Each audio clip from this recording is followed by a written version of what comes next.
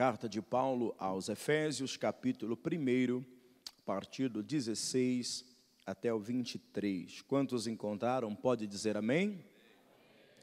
Eu vou estar lendo e acompanhe atentamente. Eu sei que tem traduções diferenciadas, mas o sentido e a palavra é a mesma. Diz-nos assim a poderosa palavra de Deus: não cesso de dar graças a Deus por vós, lembrando-me de vós nas minhas orações, para que o Deus de nosso Senhor Jesus Cristo, Pai da glória, vos dê em seu conhecimento o espírito de sabedoria e de revelação, tendo iluminado os olhos do vosso entendimento, para que saibais qual seja a esperança da sua vocação e quais as riquezas da glória da sua herança nos santos, e qual a sobre-excelente grandeza do seu poder sobre nós, os que cremos, segundo a operação da força do seu poder, que manifestou em Cristo, ressuscitando dos mortos e pondo à sua direita nos céus, acima de todo principado e poder e potestade, acima de todo domínio, de todo nome que se nomeia, não só neste século, mas também no vindouro, e sujeitou todas as coisas aos seus pés, e sobre todas as coisas o constituiu como cabeça da igreja, que é o seu corpo, a plenitude daquele que cumpre tudo em todos. Quantos podem dizer amém? Soberano Deus, eterno Pai, estamos reunidos essa noite para adorar o seu nome, Senhor. Já te louvamos, adoramos, ofertamos, engrandecemos o teu nome, Senhor amado, mas isso não é nada diante de tudo que o Senhor tem feito por nós. Que daremos nós ao Senhor? Não temos como retribuir. Por isso rendemos a nossa vida diante do teu altar em atitude de louvor e adoração. Mas agora, Senhor, coloquemos a nossa vida diante de ti, Senhor, para recebermos de ti a tua palavra. Amado Espírito Santo, o Senhor conhece a vida de cada filho, de cada filha. O Senhor sabe a realidade de cada um deles. O Senhor sabe como foi a semana. O Senhor sabe a necessidade de cada um de nós que aqui estamos.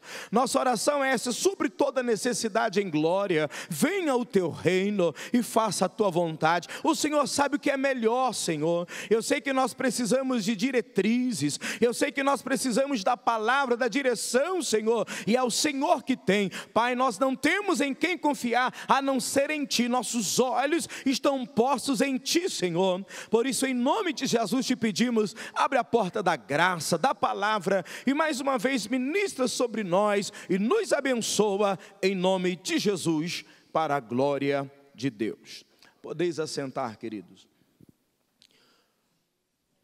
Amada igreja do Senhor, o Senhor Jesus tem falado esse tema que nós lemos muito forte no meu coração. E logo no início desse ano, a gente meditando, refletindo em tudo que passou, e como ter um ano diferente, como melhorar. E nas minhas reflexões, Deus tem falado essa mensagem muito forte ao meu coração. E eu quero falar, igreja, sobre o tema assumindo a nossa posição em Cristo. Assumindo a nossa posição em Cristo.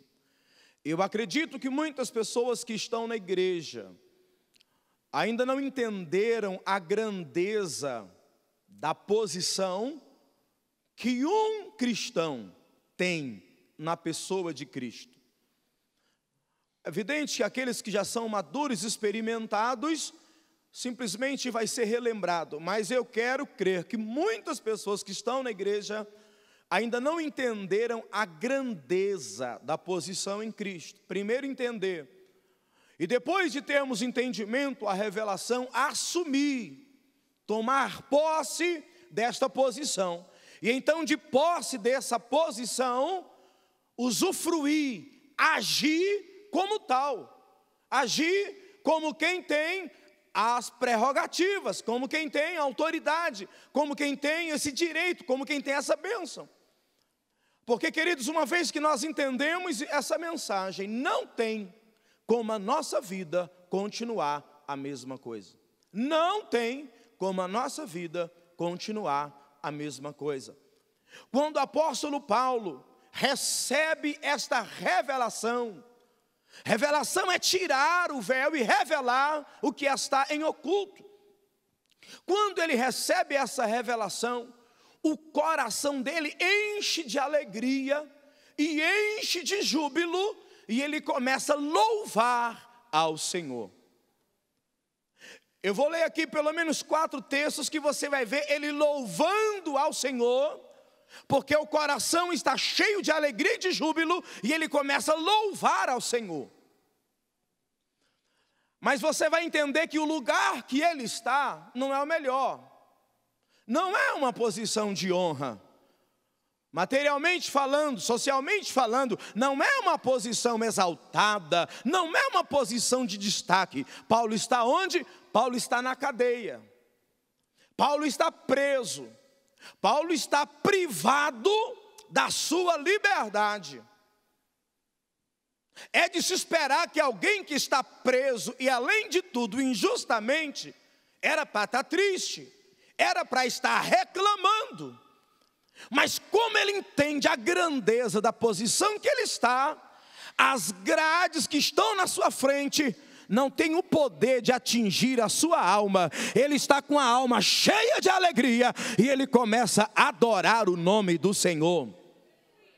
Quem disse que o crente tem que dar glória a Deus só quando está bem? Quem disse que o crente tem que cultuar só no culto de ação de graça?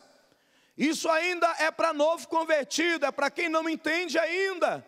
Isso é para quem ainda é como do tipo Jacó: se o Senhor me abençoar, então eu vou te servir. Não se converteu ainda, não tem convicção ainda, mas alguém que tem a revelação, o entendimento e sabe quem ele é em Cristo Jesus, pode acontecer o que for, ninguém vai tirar o louvor, o glória a Deus, o aleluia da sua boca. Ele diz como Jó: eu sei em quem eu tenho crido. Ele sabe. Ainda que a figueira não floresça, eu não dependo de figueira para dar glória a Deus. Ainda que o produto da oliveira minta, eu não dependo que a agricultura vá bem para eu adorar. Deus está procurando verdadeiros adoradores que adoram ao Pai em espírito e em verdade. Você tem coragem de dar um glória a Deus, mesmo na prova, mesmo na luta, mesmo no problema?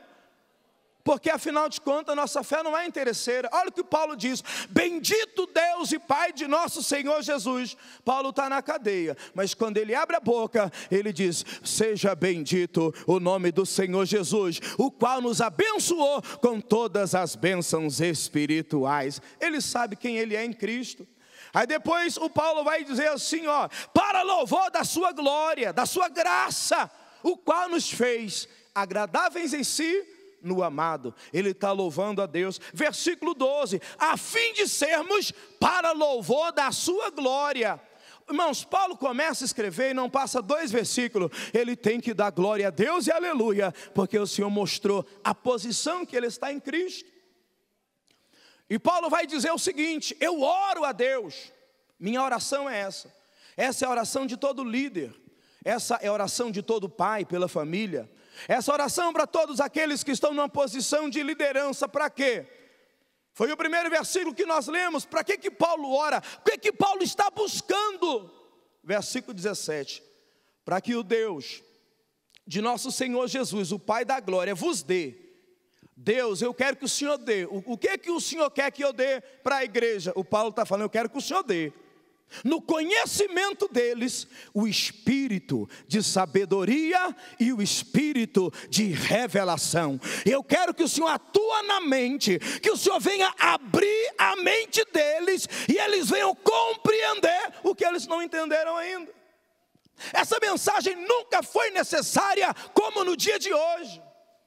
A igreja de hoje tem sido influenciada, e é uma influência negativa, por essa teologia de uma prosperidade que não tem cunho bíblico. Principalmente os neopentecostais, que quer estabelecer bênção e vitória. Para alguém ser vitorioso na vida cristã, ele tem que ser próspero em tudo. E aí ele não consegue dar glória a Deus quando ele está atrás da cadeia. Ele só consegue dar glória a Deus quando ele está bem. Aí ele não consegue dar glória a Deus quando está no leito. Só consegue dar glória a Deus quando tem saúde. Mas eu glorifico a Deus porque está na Bíblia. Foi Jó que falou: ainda que ele me mate, eu vou continuar acreditando nele. É uma fé que não depende de alguma coisa para acreditar. Querido, nós não temos que adorar a Deus pelo que Deus vai dar, pelo que Deus vai fazer. Primeiramente, nós temos que adorar a Deus pelo que Ele é. Se Deus dá vitória ou não, Ele é Deus, Ele é imutável, Ele permanece para sempre, e Ele é digno de ser louvado e adorado. Essa é a verdade. Agora, se nós temos maturidade para isso, é outra conversa. Mas essa é a verdade. Então Paulo ora para que Deus abra a mente dos irmãos, e Deus faça mais alguma coisa: ilumine os olhos do entendimento, traga luz na mente deles, para que eles compreendam, para que eles entendam. Irmãos, se nós estabelecermos que ser crente, servir a Deus, é para receber bênção na terra, a Bíblia nos coloca numa condição dos mais miseráveis. Se o alvo da minha fé em Cristo tem como resultado bênçãos materiais apenas, a Bíblia nos coloca como o pior dos miseráveis sobre a face da terra. Aí você fala: então complicou tudo, porque se eu ligo o rádio, televisão, eu só escuto coisa terrena, só escuto coisa material. Até parece que o alvo final da nossa fé é a restauração da sociedade, da economia, da política. Até parece que é. Até parece que o alvo da nossa fé é um bem-estar temporal aqui. É por isso que nunca se viu tanta crise. É por isso que nunca se viu tanta decadência espiritual, porque é uma fé mal direcionada, está distante da essência do Evangelho. E eu não estou dizendo que Deus não tem que abençoar, é promessa dele. Só que tem uma coisa, a Bíblia diz, já foi dito aqui: buscai primeiro. Existe prioridade que deve ser estabelecida na nossa vida. Nós estamos começando um ano, e você começa a planejar como vai ser o ano de 2016. Aí eu pergunto: quais são as prioridades? Onde você vai gastar mais tempo? Onde você vai investir mais energia? Onde você vai investir mais recurso? Naquilo que para mim é prioridade. E às vezes, querido, começa projetos de todos os tipos, e no momento da crise, alguém lembra que Deus existe e vai buscar socorro em Deus. Errou prioridade, joga tempo fora.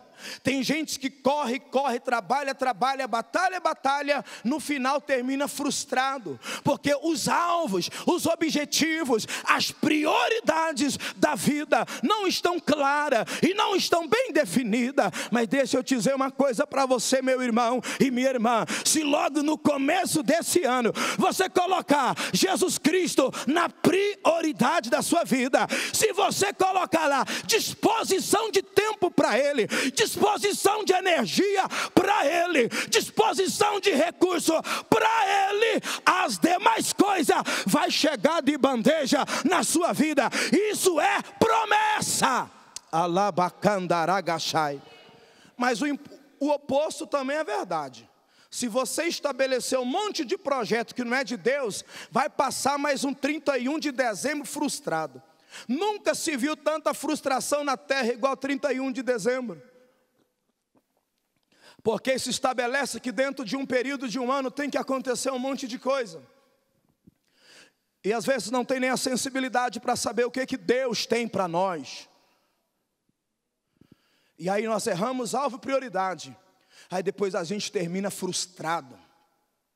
Paulo está orando: Senhor, eu quero que o espírito de sabedoria e o espírito de revelação ilumine os olhos do entendimento, abra a mente. Mas para quê, Paulo? Olha o que Paulo vai dizer primeiro: para que saibais, alguém não saiba, qual seja a esperança da sua vocação e qual a riqueza da glória. O que é que está estabelecido aqui, queridos?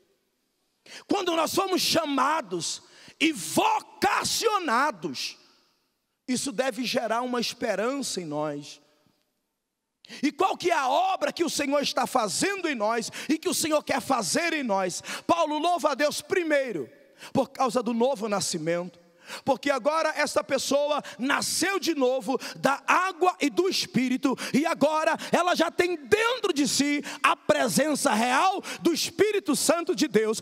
E todos aqueles que foram chamados, nós estamos nessa terra apenas de passagem, nós somos apenas peregrinos aqui nessa terra. Tem gente apegado demais com coisa aqui dessa terra. A nossa cidade não é aqui, a nossa parada não é aqui, nós estamos de passagem. Mas sabe o que me alegra como esperança da glória? É que um dia eu e você seremos seres humanos perfeitos. É para isso que nós somos crentes.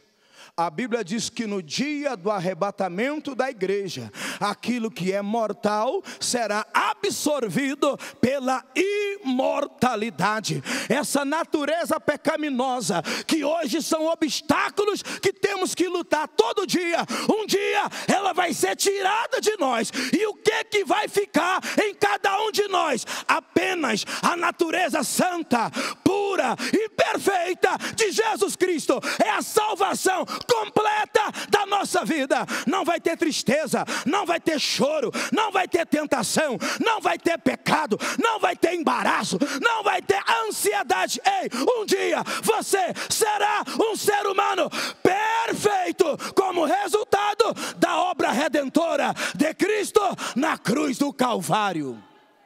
É para isso que nós somos crentes. É para isso. E enquanto nós estivermos nessa terra, tem fraqueza, tem fracasso, tem limitação. A gente querendo fazer o certo, ainda consegue fazer muita coisa errada. Mas um dia nós vamos ver a Cristo assim como Ele é. Um dia o labor desta vida vai cessar e nós receberemos a coroa, o galardão e o prêmio da nossa fé e da fidelidade no Senhor Jesus Cristo. Estabeleça isso como alvo da sua chamada, e alguma coisa vai mudar dentro de você. Porque aquilo que nós estabelecemos como importante é o que nós buscamos. As pessoas estão hoje perdidas com coisas terrenas. As pessoas estão muito materialistas. As pessoas estão envolvidas por demais. E às vezes só lembra de Deus quando as coisas vão mal. Eu estou pregando para você uma mensagem de um homem que ele escreve 2 versículos e a alma se enche de júbilo, ele dá glória a Deus, porque ele entende exatamente o que foi dado como herança para ele.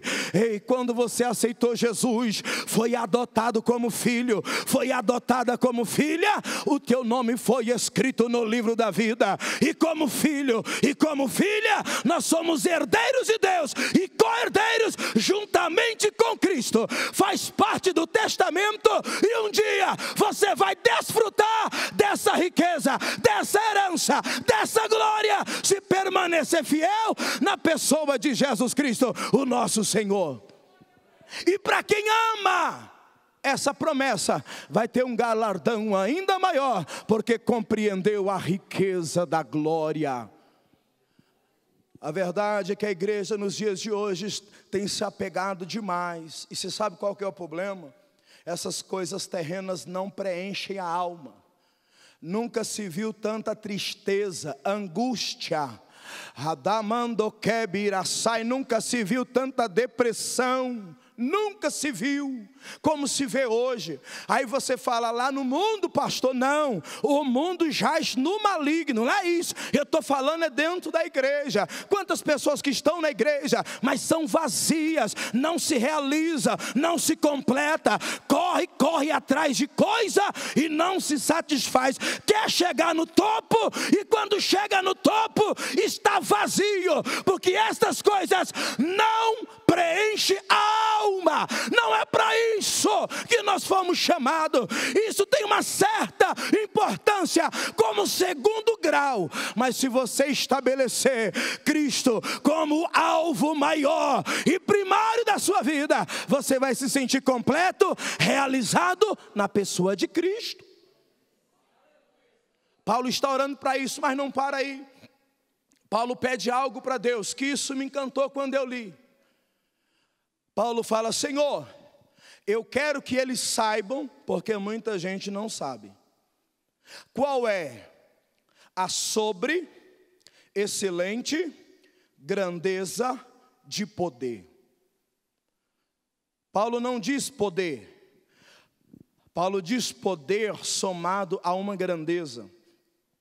Mas poder somado a uma grandeza não expressa. Então ele agrega a palavra excelente. Excelente grandeza de poder. Mas Paulo não está conseguindo transmitir o que lhe foi revelado. Então ele escreve: eu oro para que o Senhor abra a mente dos irmãos, para que eles entendam qual, versículo 19, a excelente grandeza do seu poder que está sobre nós, os que cremos, os que aceitamos a fé, segundo a operação do seu poder. O que é isso que Paulo está falando, irmãos? Que muita gente está na igreja e não sabe.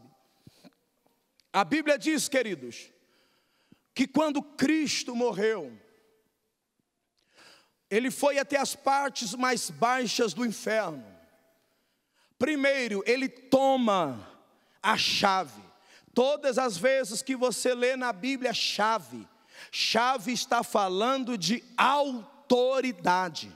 Quem tem a chave abre a porta a hora que quer, entra e sai a hora que quer. Quando a Bíblia diz que Jesus tem a chave de Davi, é a autoridade que está na mão do maioral. Ele desce, e o que tinha, porque o diabo roubou, usurpou, o que tinha de autoridade através do pecado na mão do diabo, ele vai lá e toma a chave da morte, do inferno, e ele esmaga, ele pisa na cabeça de Satanás. Agora a chave e o poder de Satanás, da morte e do inferno, não está na mão dos demônios, está na mão do nosso Senhor e Salvador Jesus Cristo.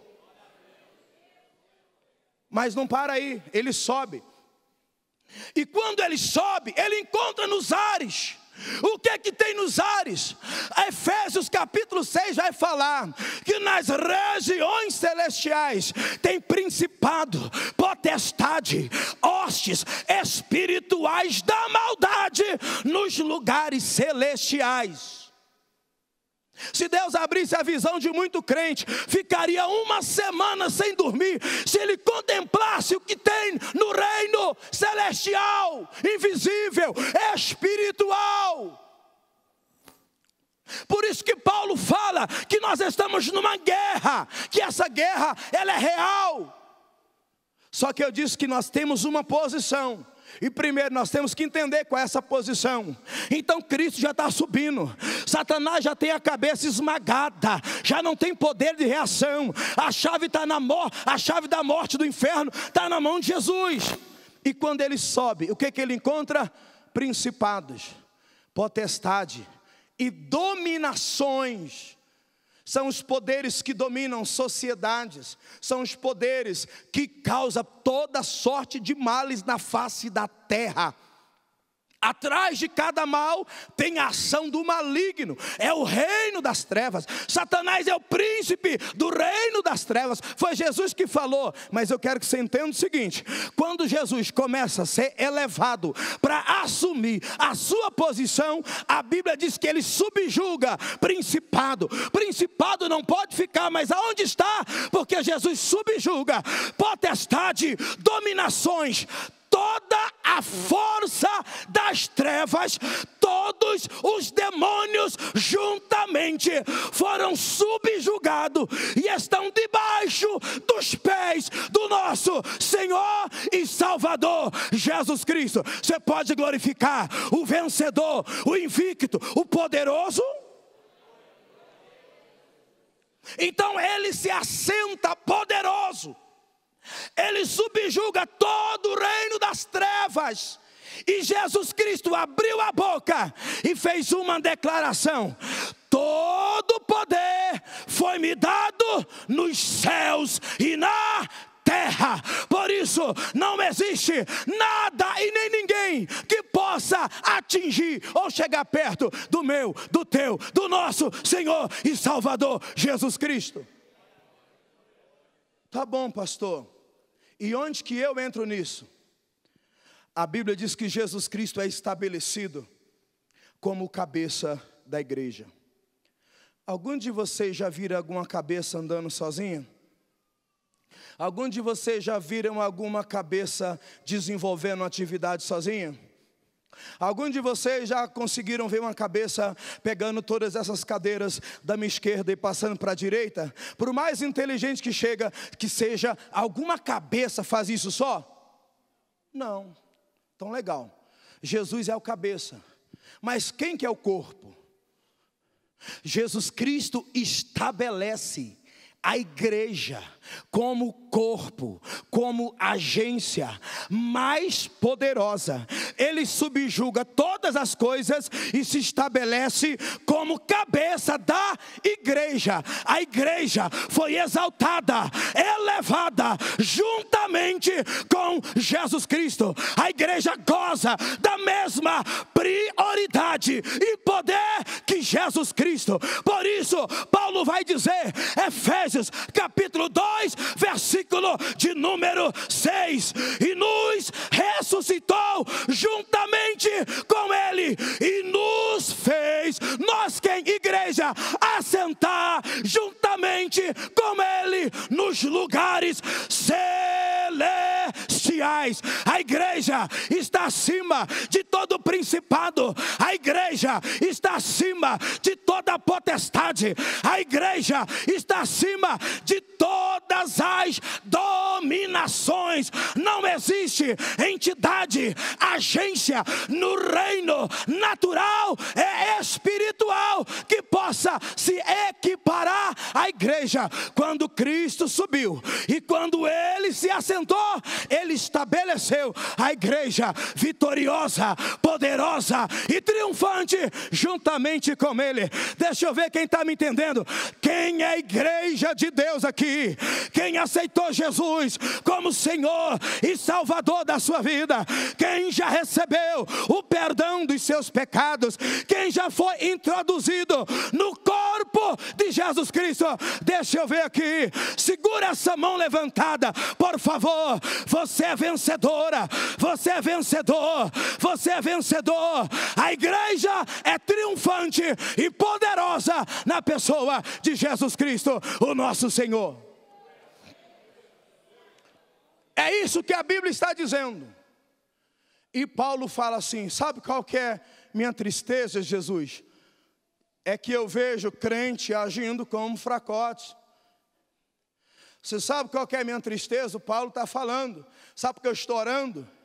Porque se eles tivessem primeiro a compreensão dessa verdade, se acreditasse de verdade e se assumisse essa posição, não viveriam mais em derrota, não viveria mais reclamando, não viveria mais dizendo que não dá, não seria mais pessimista. Sabe por quê? Porque quem entende essa verdade vai dizer como Paulo disse: nós podemos todas séria. Abandure bicai. Quando você entende isso, você pode abrir a boca e declarar no reino espiritual: nós podemos todas as coisas naquele quem? Jesus Cristo, a nossa fortaleza. Você que pensava que não dá, você que pensava que não conseguia, eu venho trazer uma mensagem de fé, uma mensagem de ânimo, uma mensagem de encorajamento, mas também uma mensagem de confronto. Toma posse dessa palavra, estufa o peito e diz: eu posso vencer essa luta, eu posso vencer esse problema, eu vou vencer esse levante, este demônio vai cair por terra e a vitória é nossa pelo sangue de Jesus. Você que acredita, glorifica o nome do Senhor. Paulo diz: Senhor, é muito poder, é uma grandeza de poder, é uma excelente grandeza de poder, é uma excelente grandeza de poder. Mas afinal de contas, que poder é esse? Paulo vai dizer, por isso que eu li o texto todo: o mesmo Espírito que pegou Jesus Cristo e o ressuscitou dos mortos.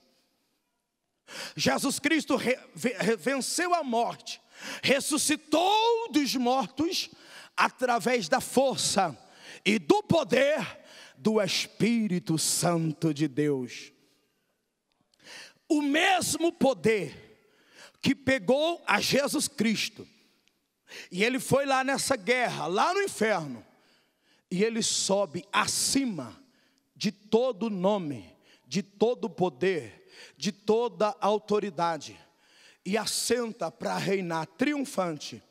Paulo diz: esse mesmo poder é o poder que está atuando na igreja. Eu não estou te falando de arrepio, eu não estou te falando de emoção. Emoção é o agitar dos nossos sentimentos, isso não gera poder.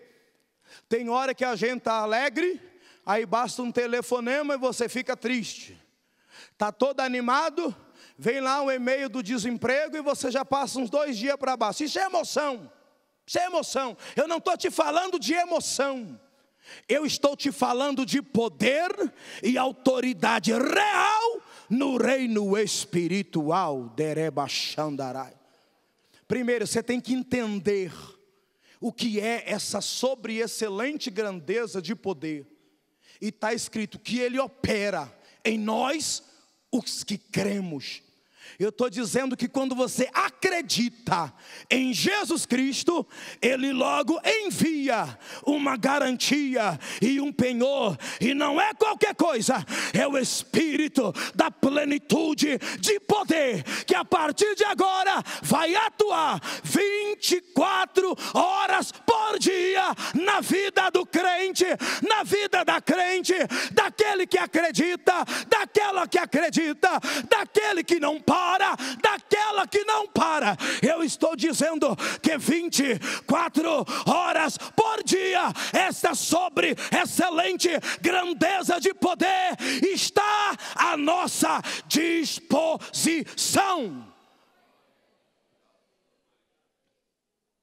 Essa é a verdade. A sobre excelente grandeza de poder, e não é nada menos, é o mesmo que pegou a Cristo do inferno e colocou acima de todos os poderes. Esse mesmo poder, ele está 24 horas por dia disponível para todo aquele que acredita. Nossa, pastor, então se fosse assim, minha vida tinha que ser uma bênção. Tinha que ser não, tem que ser. Jesus Cristo disse o seguinte: eu vim para que você tenha vida. Mas não é uma vida pequena, não é se dar, não é talvez, não é se a economia melhorar, não é com consentimento de terceiro. Jesus Cristo disse: eu vim para que tenha vida, e tenha vida com abundância. O Evangelho tem a promessa de uma vida rica, de uma vida poderosa, de uma vida abundante e de uma vida maximizada. Vive uma vida miserável quem ainda não entende, quem ainda não compreende e quem ainda não acredita. É por isso que a liderança da igreja começa a orar: Senhor, quebra as cadeias, quebra os grilhões, que fecha a mente e o entendimento. Está escrito: o meu povo foi destruído porque lhe faltou conhecimento. Eu fico intrigado. A gente faz campanha de vitória, falta cadeira para o povo assentar. Todo mundo quer vitória. Você faz um seminário de ministração, de ensinamento, de profundidade, a maioria das cadeiras fica vazia. O povo quer bênção, o povo quer vitória. Mas de onde vem essa vitória? De onde vem esse poder?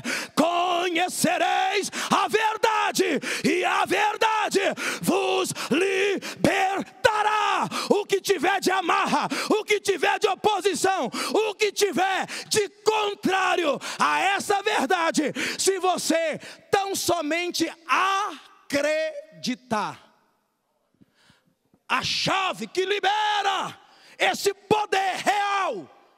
E se é poder real, tem que mudar de vida, tem que mudar de atitude, tem que mudar de posicionamento. Você não vai viver mais reclamando, choramingando, e não vai mais perder. Você vai estufar o peito e vai falar: eu posso, eu posso. Isso daqui não é mais uma filosofia bonita. Eu sei que você está aqui, mas tem problema dentro de casa, tem problema no casamento, mas você vai abrir a boca e vai falar: eu posso todas as coisas, porque eu tenho a fortaleza de Cristo. Eu sei que você está aqui adorando, mas às vezes o filho não está, às vezes a filha não está, às vezes a crise financeira está instalada dentro de casa. Isso é verdade, mas você vai estufar o peito e vai falar: esta crise não tem poder de me parar, não tem poder de me entristecer, não tem poder de me angustiar, não pode me prender. Eu não estou limitado a isso, porque eu tenho uma aliança plena com Cristo. Então essas cadeias vai cair. Eu sei que tem gente que vai ter vitória esta semana, tem gente que vai ter vitória este mês, tem gente que vai ter vitória este semestre ou até esse ano, mas a minha mensagem é isso: você não vai ficar preso, você não vai ficar presa, você não vai ficar reclamando. A sua alma vai encher de alegria, o poder de Deus vai se apoderar de você, e você vai começar a cantar, você vai começar a louvar, você vai começar a adorar. Tristeza não vai ficar alochada, angústia não vai ficar. Isso daqui não é paliativo da psicologia, não é para você se sentir melhor, não, é para libertar, é para transformar, trazer um novo padrão de vida e de excelência. Você que acredita, glorifica o nome do Senhor. Rebenda Shebidara Kandarai Seremansandorevasai. Eu te disse no início que existem pessoas que ainda não entendem. Revere Machandarai. Outros entendem, mas não acreditam totalmente. Outros acreditam em parte, mas ainda não tomou posse disso. Se você é filho, se é direito seu, então toma uma posição. Todas as coisas que Cristo conquistou por nós na cruz do Calvário é direito nosso, é nossa herança. Eu tomo posse e eu vou viver. Não é filosofia, não, não é só mais uma mensagem, não. Se esta mensagem entrar na tua mente e no teu coração, a tua segunda vai ser diferente. É a lava seremecai. Eu disse que eu ia confrontar a tua realidade.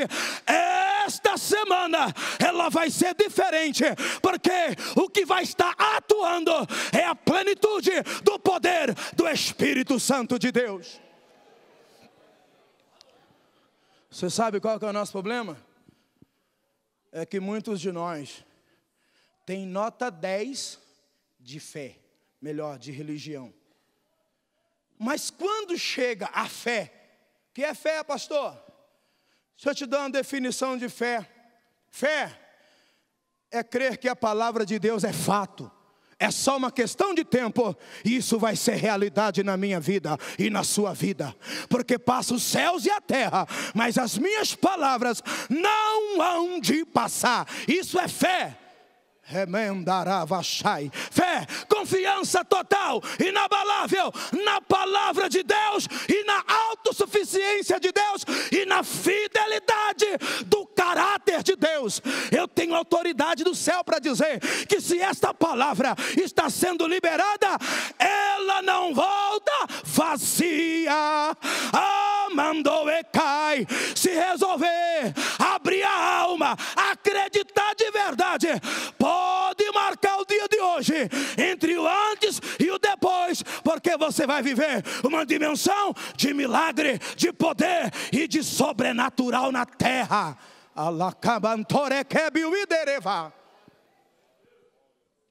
O Espírito Santo. Pastor, mas se tudo isso é verdade, porque, eu sinto a presença do Espírito Santo aqui. E eu estou tendo visão de Deus aqui. Eu vejo Deus quebrando corrente aqui. Esses pensamentos negativos não vai ficar alojado na sua mente. Começa a receber uma nova motivação para a vida.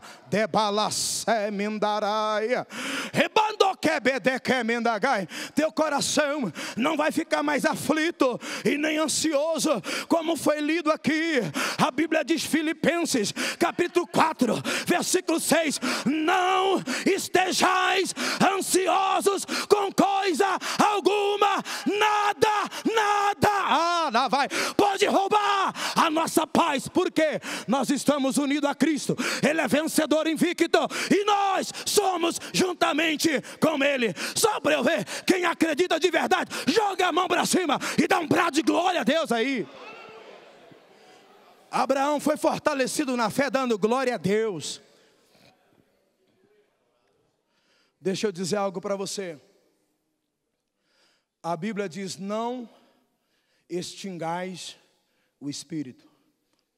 O Espírito Santo, Ele é Deus com todas as prerrogativas, onipotente, onipresente, onisciente, incriado, imutável. Só que tem uma coisa, Ele é sensível. Se você ficar com essa panca de religioso aí, comigo está tudo bem. Quero saber quando o capeta levanta, como é que fica? Porque a Bíblia diz que a nossa guerra é contra principado e potestade. É normal, novo convertido vai precisar de cobertura espiritual, vai precisar de uma liderança com esse preparo para ministrar sobre ela.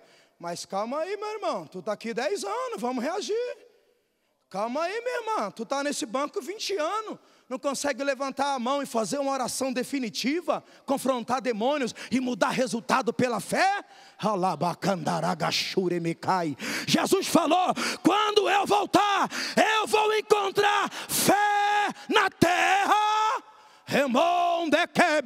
Porque esta Bíblia diz, tudo é possível ao que crê. Então se você crê, você vai atrair o poder de Deus e o resultado vai vir, o milagre vai vir, e o nome do Senhor vai ser glorificado. Então, queridos, eu já quero começar essa conclusão dessa mensagem dizendo, tem gente que está na igreja, ele é crente, aí ele está passando na rua, aí ele vê uma macumbona feia, ele faz assim, ó. Porque ele não sabe dessa mensagem, e se sabe não acredita totalmente, e se acredita em parte não tem condições de exercer. Ele acredita que aquele espírito mau que foi invocado por aquela oferenda pode atingir ele de alguma maneira.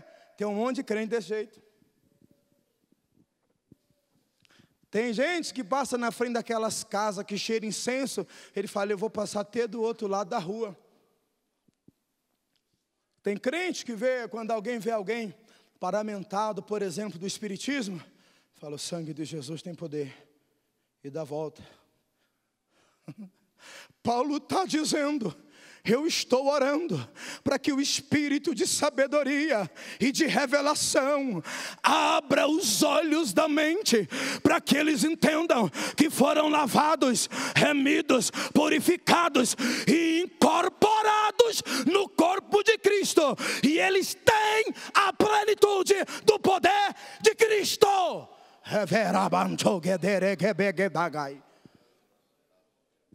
Queridos, não tem como a vida da pessoa continuar a mesma coisa, não tem, porque senão essa mensagem não é verdade. Aí, queridos, eu fiz um curso de teologia. Meu professor foi o irmão, meu mestre foi o irmão Elias, que eu respeito muito. Foi quem Deus usou 4 anos para ministrar sobre a minha vida. Aí, quando eu assumi a igreja, Deus levantou um profeta e falou, legal, você foi bem treinado na teoria. Aqui é o campo de batalha.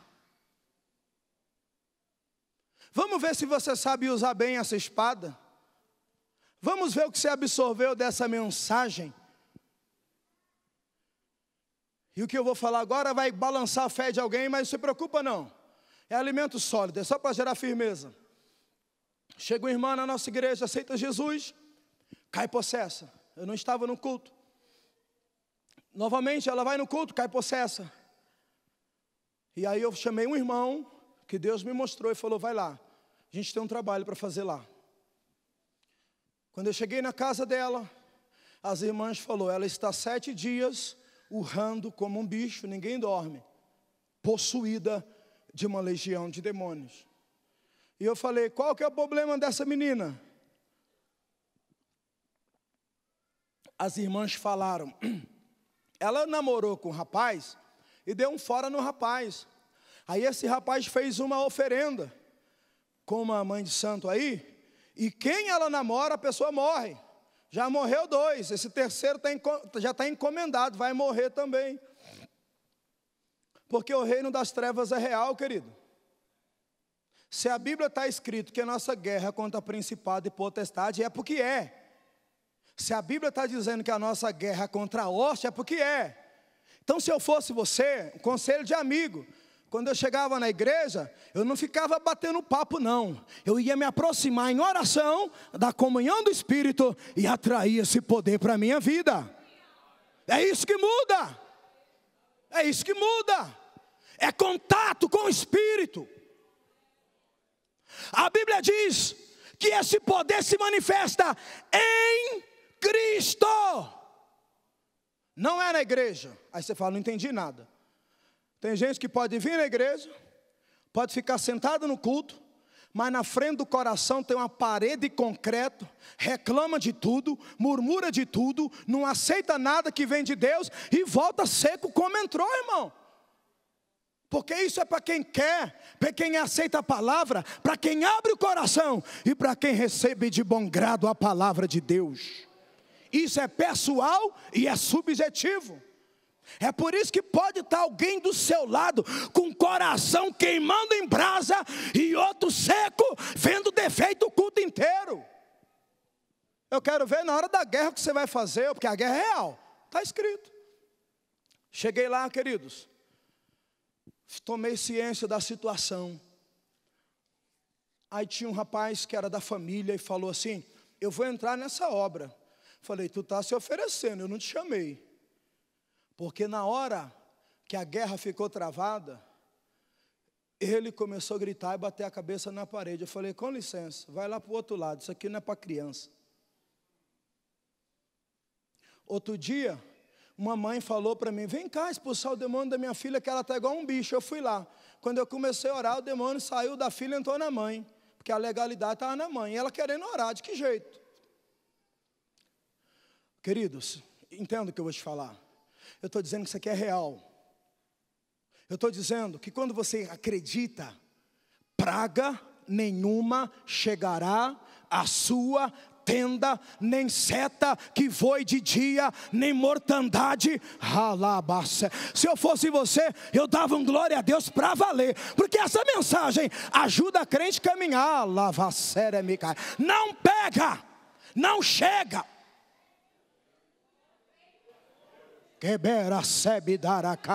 Não pega, não pega. Sabe por quê? Primeiro, para me atingir e te atingir, o fiel, primeiro tem que passar por Jesus. Aí Jesus tem todas as chaves na mão. Eu estou dizendo, a grandeza da sua fé, a grandeza da fé cristã, a grandeza da sua vida e o poder que está sobre a igreja de Deus. Queridos, para mim terminar, para nós orarmos.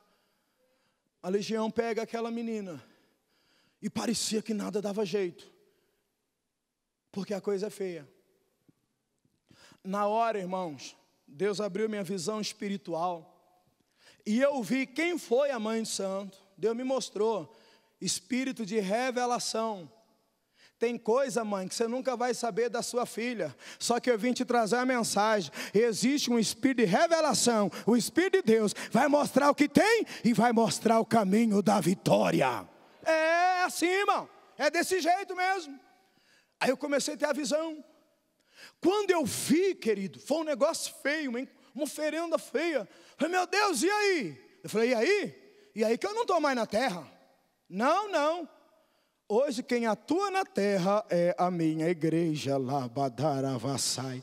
Tudo que Jesus fez, Ele delegou tudo. O mesmo poder, o mesmo Espírito que estava sobre Jesus, não é nada secundário mesmo. Ele delegou para a sua igreja.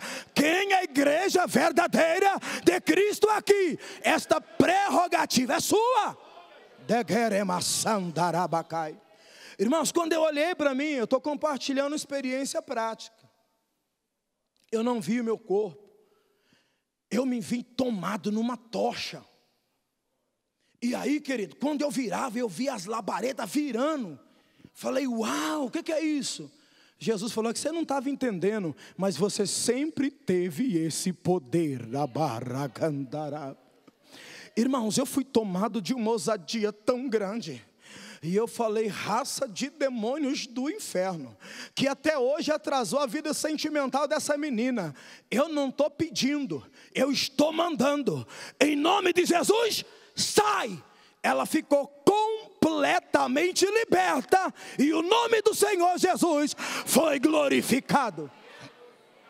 Só que tem uma coisa, a Bíblia diz, se o Filho vos libertar, verdadeiramente sereis livre. Obra de fato, genuína, do Espírito, sólida, estável e permanente. Esta é a obra do Evangelho, do Espírito que Deus tem para a igreja. Fui pregar um tempo desses atrás. Quando eu vi o rostinho dela, eu conheci. Ela com vergonha se afastou. Eu falei, não, vergonha de quê? Vergonha você tinha que ter do passado. Hoje você tem que se alegrar, porque você é liberta. Ela falou, pastor, meu marido é diácono na igreja. Minha filha está cantando nas crianças. E eu sou intercessora da obra de Cristo. Porque o que Ele fez na minha vida, vai fazer na vida da minha família. E a família inteira está servindo ao Senhor. Quantos adoram o nome do Senhor? Eu poderia contar dezenas dessas experiências. Dezenas. Deixa eu confessar uma fraqueza que eu tinha. Eu era crente, eu morria de medo de demônio. Cantava na mocidade, no conjunto, estava na escola dominical, mas até uma mensagem dessa me assustava. Essa coisa de criança. Mas para a gente orar, Jesus Cristo falou assim para mim, pessoalmente. Alguma vez você ia pegar o seu filho que você ama e colocar num raio de ação de um pitbull? Falei, jamais. Eu ia entrar na frente, eu podia ser estraçalhado, enquanto ele ia correr e se salvar.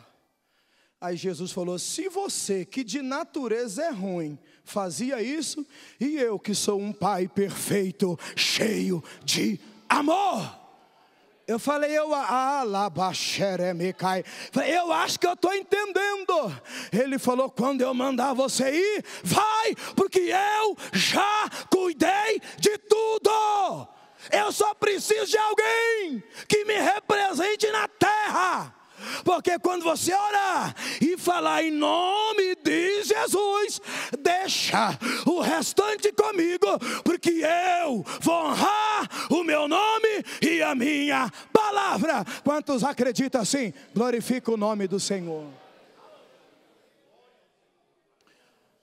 Amém, a mensagem é essa. E o que a gente faz agora, pastor? Agora você tem uma arma poderosa na mão. Tudo que fizer, por palavras ou por obras, vão fazer em nome de Jesus. Porque em nome de Jesus, é a legalidade que atrai a plenitude do poder. Eu tenho a fé em Cristo, tenho uma aliança com Ele, e esse poder agora está debaixo do meu domínio. Eu recebi domínio para me ministrar. Todos aqueles que acreditam, têm agora essa legalidade. Eu queria, mãe de família, que você se posicionasse com essa autoridade dentro de casa. Mas eu já estou logo desafiando. Já pego um calendário e falei: comecei hoje a desafiar em nome de Jesus. Olha quantos dias vai ficar a situação. Porque essa semana ainda vai ter mudança. Porque fiel é o que prometeu. Você precisa entender isso. Com 16 anos eu me afastei da igreja. 3 anos fora. O diabo vem roubar, matar e destruir. Um abismo chama outro. Eu comecei bebendo cerveja, cachaça, maconha e viciei em cocaína. Eu era pele e osso, revoltado. 3 anos nessa vida.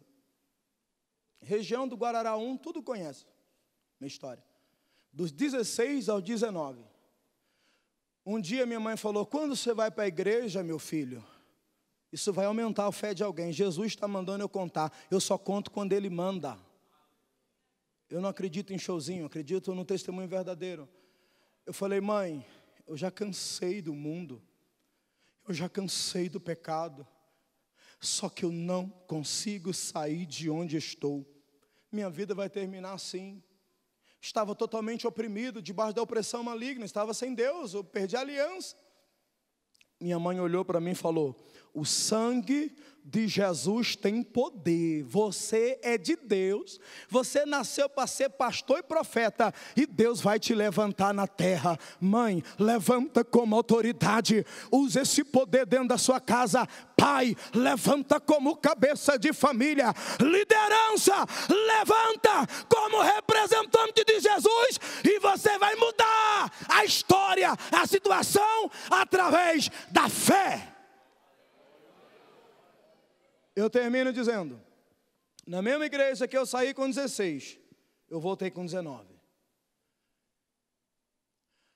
Com 20 anos, eu assumi a liderança da mocidade. Mocidade tinha 25 jovens. Com 2 anos, que respondeu presente no ensaio, tinha 105 jovens, ex-drogado, ex-prostituta, ex-viciado em crack. Sabe por quê? O evangelho é o poder de Deus para transformação de vida. Teve um jovem viciado em crack, que foi internado 2 vezes, e clínica não dava jeito, psicólogo não dava jeito, e o psiquiatra também não deu jeito. A mãe falou: só estou esperando a morte. Ele recebe o Novo Testamento, e eu falo essa mensagem para ele, ele acredita. Todas as cadeias de demônio caem por terra, e o menino é liberto. Chegou em casa e falou: mãe, sou crente. Todo mundo deu risada, ninguém dá jeito no menino. O menino não perdeu mais uma noite de sono fora de casa. Na hora do culto, saía bonitinho para a igreja. A mãe falou: 1 dia, 2 dias, 1 semana, 1 mês, o que é isso? Chama esse menino que pregou para você. Eu cheguei lá, preguei para a família inteira aceitou Jesus como Senhor e Salvador da sua vida. Eu disse que eu não estou te falando. Vamos ficar de pé. Eu estou sentindo uma ação do Espírito aqui. Baracanduri Micai. Assumindo a nossa posição em Cristo. Entender o que é a obra de Cristo. Aceitar pela fé. E dizer, eu vou viver por essa verdade. Não tem como continuar do mesmo jeito, não tem como. Porque quem vai garantir isso é Jesus.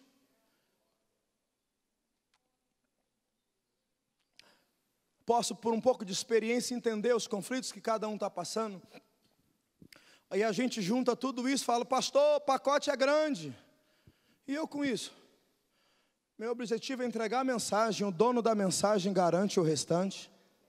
É Ele que faz.